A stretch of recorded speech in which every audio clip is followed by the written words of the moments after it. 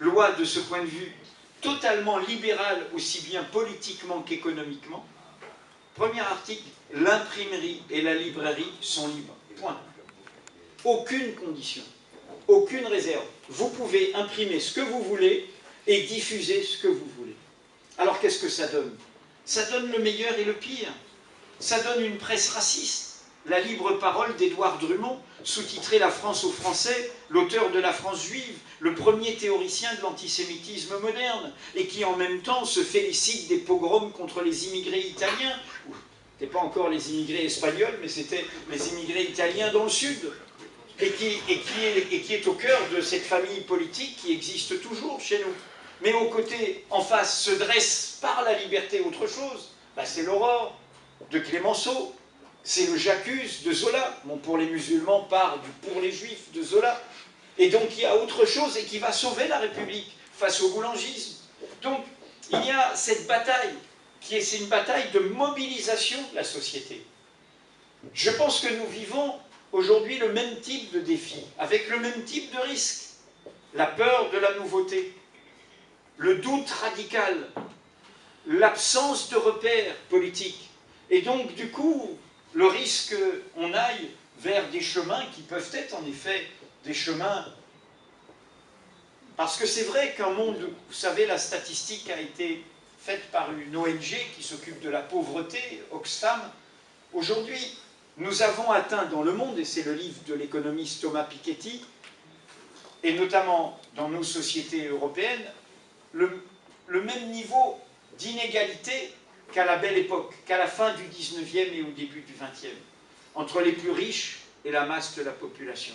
Donc si on se rappelle ce que ça a donné, c'est-à-dire la catastrophe européenne, on voit bien que un tel niveau d'inégalité devient insupportable. Il menace ceux qui profitent de cette inégalité. Ils ont peur eux-mêmes. Et donc ils risquent eux-mêmes de nous entraîner vers la guerre, comme diversion. Comme ils nous entraînent vers la guerre des identités, vers la guerre de tous contre tous. Aujourd'hui, les 85 personnes les plus riches du monde possèdent autant que la moitié de l'humanité, autant que 3,5 milliards d'individus. 85 personnes possèdent autant que 3,5 milliards de richesses. C'est impensable. Dans les années 70, en France, l'échelle entre les plus riches et la masse, c'était de 1 à 20. Aujourd'hui, c'est de 1 à 350 ou à 400. Entre le petit décile immensément riche et le reste qui vit dans une bulle, qui ne vit pas. Et donc, tout cela n'est pas pensable, n'est pas, comment dire, n'est pas supportable. Et donc, dans ce moment-là, qui accompagne ce bouleversement, je suis de ceux qui pensent que nous n'avons qu'une arme. C'est la liberté.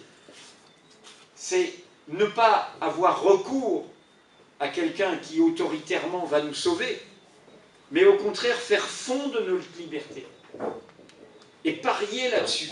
Et donc prendre cette liberté du numérique. Alors oui, dans le numérique, il y a n'importe quoi, des réseaux sociaux, où des gens disent des bêtises. Mais le numérique est une potentialité extraordinaire de documentation, de savoir, de connaissances. On peut faire un journalisme, et c'est ce que nous le montrons, plus documenté, avec des articles très longs. Le peuple peut surveiller, peut corriger, peut rectifier. Il n'y a pas que cette part d'ombre, il y a aussi toute une autre part. Autrement, on ne comprend rien à notre aventure. Bien sûr, on peut se dire, ils ont fait des révélations intéressantes, et ils ont un peu de notoriété, mais ça n'aurait pas suffi. Aujourd'hui, Mediapart, quand je vous dis c'est 113 000 abonnés, c'est légèrement plus individuel. Donc derrière un abonné individuel, comme beaucoup se partagent, etc., on est à 2,8 millions de visiteurs uniques par mois, alors qu'on est payant. 113 000 abonnés individuels, c'est la moitié des acheteurs payants sur tout support, abonnement papier, kiosque numérique, du Monde ou du Figaro, qui sont à 220 000 aujourd'hui, parce que j'exclus ce qu'on appelle les ventes en nombre, ce qu'il y a dans les aéroports, dans les avions, etc. Donc, cette progression est liée à ces potentialités-là. Or, nous sommes un journal austère, nous sommes un journal sérieux, nous sommes un journal indépendant. Donc, je crois que, bien sûr qu'il y a... J'ai rencontré des jeunes là, demain encore, je serai dans un autre lycée, et également vendredi. Ils vivent avec cet univers, alors on va leur dire cet univers est un danger? Non, on va leur dire voilà comment cet univers on peut l'élever. Comment on peut faire, qu'est-ce que c'est qu'un profil, qu'est-ce que c'est que l'anonymat, qu'est-ce que c'est que la responsabilité du profil privé sur Facebook, mais qu'est-ce que c'est aussi que, aller par exemple, lire ou écouter les cours du Collège de France, qu'on ne peut pas écouter normalement physiquement. Il y a une salle de 60, 70 personnes, mais aujourd'hui ils sont en ligne. Aujourd'hui l'information elle est horizontale. Mediapart, nous traduisons nos principaux articles en anglais et en espagnol, qui avec le chinois sont les 3 principales langues de l'Internet. Et donc ça circule internationalement. Donc je pense qu'actuellement, les pouvoirs ont peur, ils diabolisent le numérique. Il ne faut pas que nous, les sachants, je ne dis ça de manière pas péjorative, nous ayons peur de ça. Parce que ça, c'est... Le peuple est là. J'ai été 25 ans au Monde. Journal classique, et je défends le même journalisme aujourd'hui sur le numérique. Avec la conviction, par la pratique, que je fais aujourd'hui un meilleur journalisme grâce au numérique, à ses potentialités. Mais pendant ces 25 ans au Monde, et c'est d'ailleurs ce qui s'est passé avec la crise du Monde, au bout d'un moment, on est au-dessus de son lecteur. On ne le voit plus. Depuis qu'il y a Mediapart, le virtuel, c'est du réel. Jamais je n'ai autant rencontré des lecteurs d'un journal. Jamais je n'ai senti autant la potentialité démocratique d'un journal.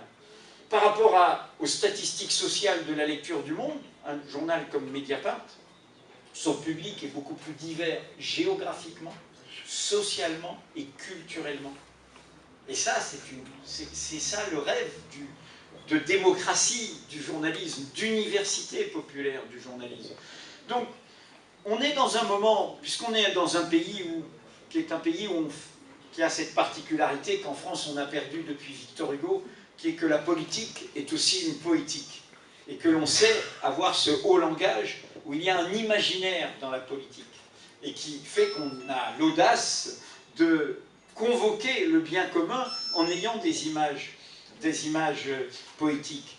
René Char, dans ses feuillets d'hypnose, qui sont ses poèmes de la résistance, il était vraiment un chef de guerre pendant la résistance, dit, et Hannah Arendt, que j'ai cité tout à l'heure, a repris ça. Il dit, notre héritage n'est précédé d'aucun testament.